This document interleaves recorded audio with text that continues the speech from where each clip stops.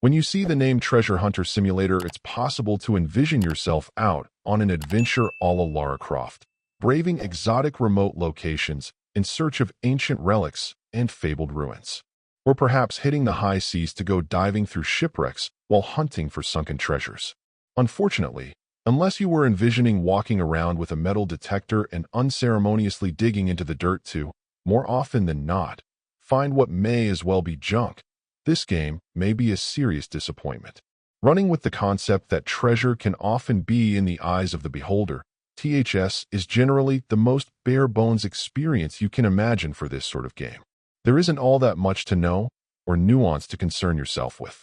You'll simply walk around, waving your detector back and forth, in hope of hearing the beeps that will then tell you how close you are to something metallic.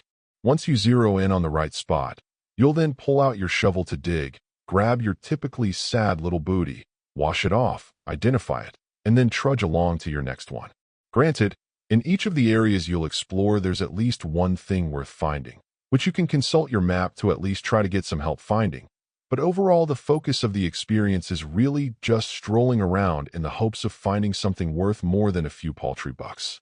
I suppose this is a pretty accurate depiction of what your typical person with a metal detector does, and there can be joy in the mundane, if you find simple tasks to be meditative and relaxing in some way. But even among its simulation brethren, this is a pretty dull slog overall, with little in the way of variety or anything that sparks interest whatsoever.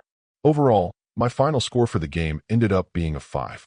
And if you're interested in picking it up, it's currently available on the Switch eShop for $14.99. Thank you for taking the time to listen to this review. And if you'd like more information or ideas of indie games worth checking out on Switch, be sure to click on the link provided in the description. Until next time,